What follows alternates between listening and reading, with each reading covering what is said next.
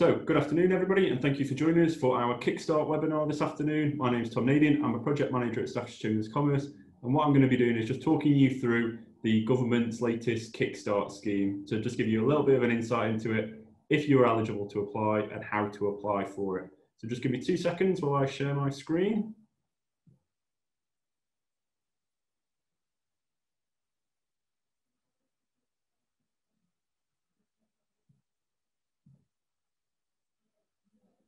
So hopefully you can all see that. So the Kickstart scheme is a new £2 billion programme which provides funding to any employer to create new 6-month job placements for young people across the country. So these are young people who are currently on universal credit and have been for the last three months and are at risk of long-term unemployment. So the young people are aged 16 to 24, and as I've mentioned, are on universal credit and have been for the last 3 months. So funding is available for 100% for businesses, and what that funding gives is 100% of the relevant national minimum wage costs for 25 hours a week, plus the associated employer's national insurance contributions and the employer's minimum automatic auto-enrolment pension contributions as well. A business can pay more than the 25 hours a week and more than the national minimum wage, but again, the government won't cover that. The funding is only available for that national minimum wage for 25 hours. There is also a £1,500 grant that's available per job placement, so per Kickstart placement, that's available to support the setup costs, the employability support and training that that young person might need. So that setup cost can include anything from IT equipment that the young person might need, any uniform, but the majority of that £1,500 though should be spent on what is called employability support. So this is developing that young person's employability skills, so things like CV writing skills, interview techniques, areas around that, so that if you don't take them on after that Kickstart placement, that they are actually more employable and are more likely to find work in the future. Information is still slowly being kind of dripped out by DWP, and we are only kind of just receiving some of the guidance. So this information that I'm providing today is where we currently are. So if a business is interested in applying for the Kickstart scheme, then what they have to do is decide kind of how many placements that they're looking to offer. If it's more than 30 placements, then you can actually apply directly through the government website, but these tend to be more of your larger organisations. So organisations such as Tesco's, B&Q, places like that, so businesses on kind of the large side. If you are interested in offering less than 30 placements, then you will have to apply through what is called a gateway representative. So this is an organisation that will put in an application on your behalf and on the behalf of a number of businesses. What they have to do is they have to wait until they get 30 placements themselves, but they should be able to do this a lot more easier because they are bidding on behalf of a number of different organisations. So that's just kind of what I've covered there. So if you do look to go for if you are looking to offer less than 30 placements, then you will need to apply through what is called a representative. Staffordshire Chambers of Commerce is actually one of those representatives. Again, so we can put those applications in on your behalf. So the representative organisation will capture specific information about you and your business, the number of placements that you are looking to offer, and what those types of roles are. They will also ask you a number of different kind of qualification questions around the placements, just to ensure eligibility. And the representative will then put an application in for 30 more placements, like I've mentioned, on behalf of a number of different organisations. Once submitted, that application then goes through to a DWP panel, who will then approve that application or not. They will look at things like the finances involved from the business, if they've what accounts that they've submitted through Companies House and areas like that, and a few other due diligence checks as well from DWP's point of view. DWP could reject certain placements, can reject certain employers, or could reject the application as a whole, but they kind of will inform us of kind of which businesses have been rejected. They also potentially might ask for more information on employers, and again, this will be conducted through your local gateway representative. If approved, the representative will then enter into a grant agreement with the DWP on behalf of those businesses. As that grant agreement, all of the money, all of the funding will flow through us.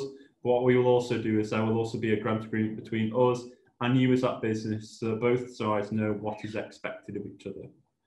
Once that's been signed off, the representative will then ask each employer to complete a vacancy template form. and this will have to be completed for each role, individual role that you are looking for the application that you're putting in. And this just kind of sets out in the format that DWP need so that they can start to promote that placement out to the young people.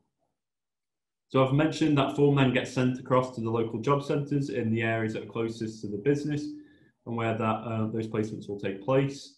The work coaches at those job centres will then encourage all of those 16 to 24-year-old young people that they have on their books who they feel are best suited for those roles. They will encourage them to apply.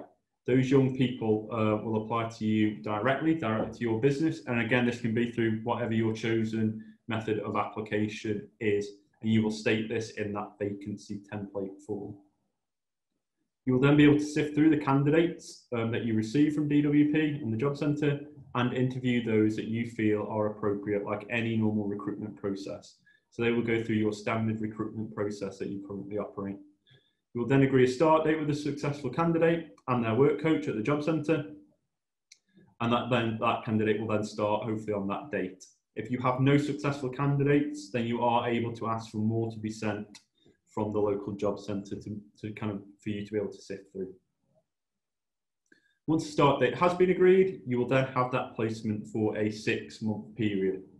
So you will need to add that young person onto your payroll. They will go onto your payroll like any other employee. They will be treated like any other employee. So you'll need to complete things like contracts of employment and all areas that you normally would when taking on an employee.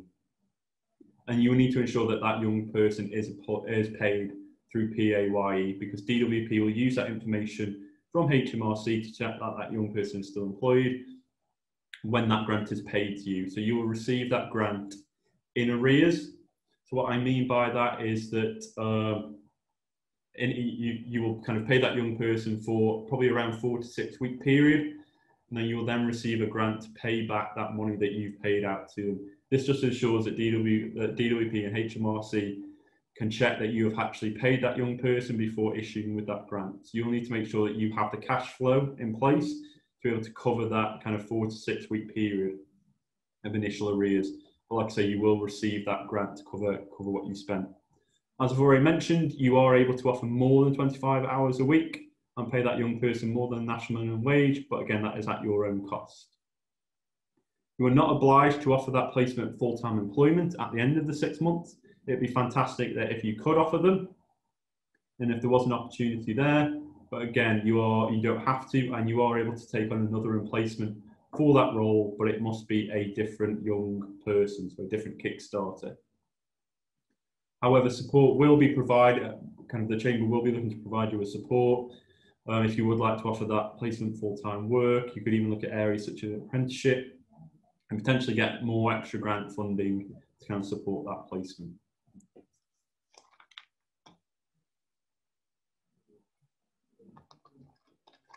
So as I've mentioned, there is also a £1,500 grant that's available per job placement. And that is available to help with any of the setup costs, so any equipment, PPE, or uniforms that young person might need. But the majority of it should be spent on employability support and training. So things like CPD sessions, CV writing sessions, interview techniques, helping them develop their networking skills and team working. This grant is actually paid out on the day that the placement is due to start, or at least within a few days, depending on when that start date is. And if you are offering less than 30 placements, again, that grant is paid out by the representative organisation to your business. So it'll come through us as that gateway. If you agree for the gateway representative maybe to deliver some of that wraparound support and training and employability skills support, again, we can deduct this from that grant before we pay that grant out to you. There's currently no guidance on how this funding will be audited, but what we would advise to businesses is that you can collect evidence on what that £1,500 has been spent on, to be able to show that it's been spent on supporting that young person, on helping them developing their skills. So if it's a training session that you potentially purchased, keep the invoices and show that it's actually been paid. If it's a laptop that you've purchased for that young person, again, keep all the audit trail that's available. Grants will also be paid from the DWP to cover the costs of the placements pay and associated national insurance contributions and employers' minimum automatic enrolment contributions, as I mentioned. And again, if you are offering less than 30 placements, they will come through your representative gateway organisation, like Staffordshire Chambers of Commerce. And as I've mentioned, this will be paid arrears to the business. We've initially been told that this will be about 4 to 6 weeks in arrears. So again, as I've mentioned, you'll have to ensure that you have sufficient cash flow or reserves in the business to be able to cover those costs until the grant is paid. If you are interested in offering placements, so kind of your next steps are, if you are interested in offering placements, then you need to consider if you will be offering 30 placements or more. If not, then you will need to find a gateway representative organisation who will be willing to support you. As I've mentioned, Staffordshire Chambers of Commerce is one of those gateway representatives. So if you would like to kind of us to act on your behalf, then we've created a short form that you'll just need to complete and send that back to us. And again, we'll be able to kind of help you where we can. But potentially, if you don't want to work with us, then there is a list of local representatives that's available through this link that's provided. As I've mentioned, we will ask for that short form, and again, we will then put all that. It gives us all the information that we need to put that application in front of you.